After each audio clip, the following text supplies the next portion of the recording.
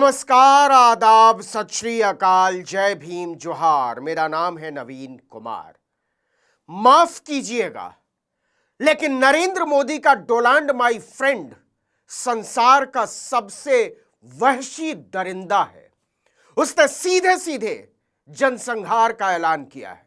Iran के 9 करोड़ लोगों के जनसंहार का ऐलान, वो भी लोकतंत्र के नाम पर, मनुष्यता के नाम पर, बराबरी और न्याय के नाम पर। माफ कीजिएगा, लेकिन डोनाल्ड ट्रंप नाम के दरिंदे ने इसी के ख्वाब बुने हैं।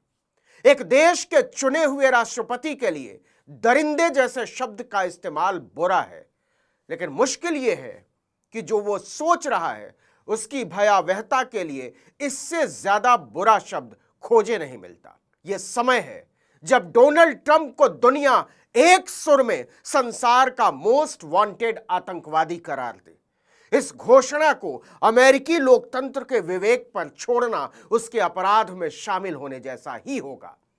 एक समूची सभ्यता को खत्म कर देने का ऐलान कोई युद्ध नहीं है, यह आतंकवाद से भी ज्यादा घृणित है, हिटलर के नाजीवाद से भी क्रूर ख्याल। यही तो वो सोचता था कि संसार के सारे यहूदियों को खत्म कर देगा।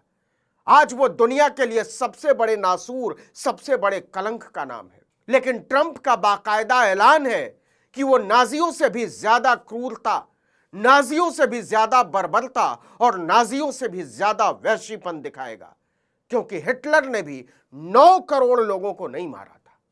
डोनाल्ड ट्रंप ने डंके की चोट पर कहा कि आज रात ईरान की पूरी सभ्यता खत्म हो जाएगी, जो कभी वापस नहीं आएगी। यह सीधे सीधे परमाणु हमले की धमकी है, इसके बिना यह संभव ही नहीं है।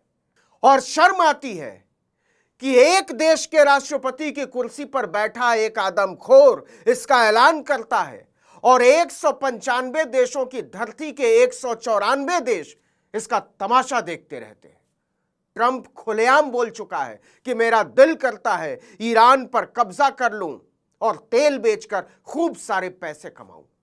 सोचकर देखिए कि पैसे कमाने के लिए एक संप्रभुता संपन्न देश पर कब्जा करने का ख्याल एक राष्ट्रपति की सोच है या किसी दरिंदे आतंकवादी की। अमेरिका के राष्ट्रपति डोनाल्ड ट्रंप ने अपने हैंडल ट्रूथ सोशल पर कहा, आज रात पूरी सभ्यता खत्म हो जाएगी, जिसे फिर कभी वापस नहीं लाया जा सकेगा।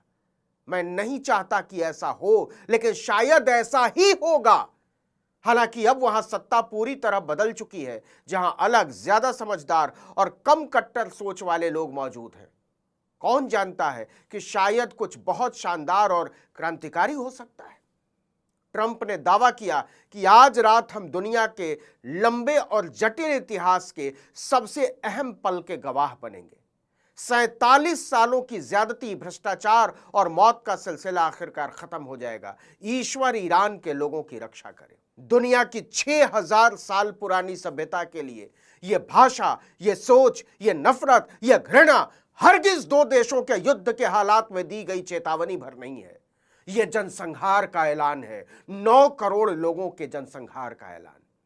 और ऐसा किस लिए? क्योंकि डोनाल्ड ट्रंप ने चेतावनी दी थी कि अगर ईरान ने 7 अप्रैल रात 8 बजे तक होर्मुज स्ट्रेट नहीं खोला तो उसका वो हाल करेंगे जिसे दुनिया याद रखेगी। ईरान ने इस धमकी को ठुकरा दिया था, लेकिन इसी बीच ईरान ने अमेरिका के फाइटर जेट को गिरा दिया और उसके एक पायलट को पकड़ लिया। यह युद्ध है। इसी के बाद से ट्रंप पागल हो गया है और उसका पागलपन यहां तक पहुंच चुका है कि वो पूरे ईरान को दुनिया के नक्शे से मिटा देने का ऐलान कर रहा है। मैं जानबूझकर इसे धमकी या चेतावनी नहीं बोल रहा हूं, क्योंकि यह धमकी या चेतावनी की भाषा नहीं हो सकती। ट्रंप के इस ऐलान पर दक्षिण अफ्रीका स्थित ईरानी दूतावास ने एक जवाब दिया है, जिसे आप करारा बोल सकते हैं, लेकिन उस पर तसल्ली नहीं की जा सकती।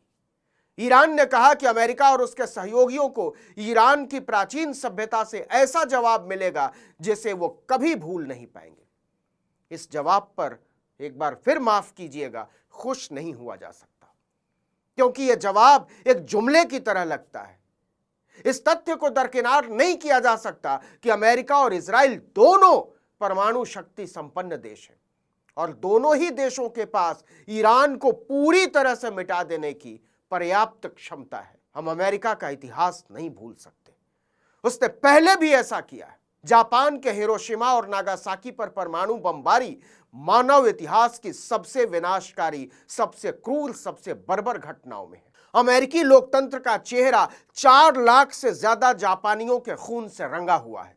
अमेरिका के परमाणु बम से इतनी गर्मी पैदा हुई थी कि 1 सेकंड में लाखों इंसान भाप बनकर उड़ गए थे। इससे ऐसा खतरनाक रेडिएशन हुआ था कि दसियों साल तक जापान में लोग कैंसर और दूसरी बीमारियों से मरते रहे। पीढ़ियां बर्बाद हो गईं। इससे द्वितीय विश्व युद्ध का तो अंत हो गया, लेकिन इसने दुनिया को हमेशा हमेशा के लिए बदल दिया।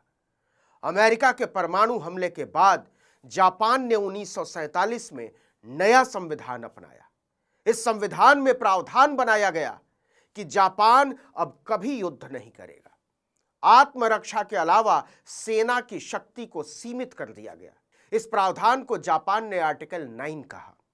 क्या गजब की बात है कि जिस जापान ने अमेरिका के पर्ल हार्बर को उड़ा दिया था और जिस अमेरिका ने जापान पर 2-2 परमाणु हमले किए, उस जापान ने अमेरिका को ही अपनी रक्षा का ठेका दे दिया। 1951 में दोनों देशों के बीच एक समझौता हुआ जिसके तहत अमेरिका जापान की रक्षा करेगा और बदले में अमेरिका को जापान में सैन्य ठिकाने रखने की अनुमति देगा। आज जब डोनाल्ड ट्रंप खुलेआम ईरान की पूरी सभ्यता को मिटा देने का ऐलान कर रहा है, तो हमें इतिहास के उस काले अध्याय को फिर से पलट कर देखना चाहिए।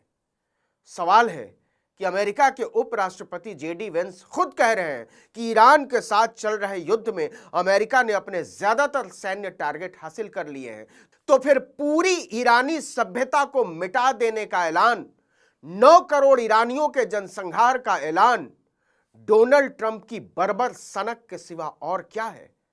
सवाल यह भी है कि क्या इस ऐलान में डोनाल्ड ट्रंप को अमेरिकी जनता का, अमेरिकी संसद का और खुद अपनी सरकार का समर्थन हासिल है? हकीकत चाहे जो हो, लेकिन डोनाल्ड ट्रंप की धमकी को नजरअंदाज नहीं किया जा सकता है।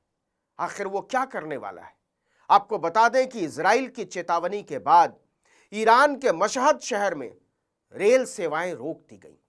फार्स न्यूज एजेंसी के मुताबिक मशहद रेलवे स्टेशन से आने जाने वाली सभी रेलगाड़ियां अगले आदेश तक बंद कर दी गई हैं, क्योंकि इजराइल की सेना आईडीएफ ने ईरान के लोगों से अपील की है कि वो पूरे देश में ट्रेन से यात्रा न करें और रेलवे लाइनों से दूर रहें।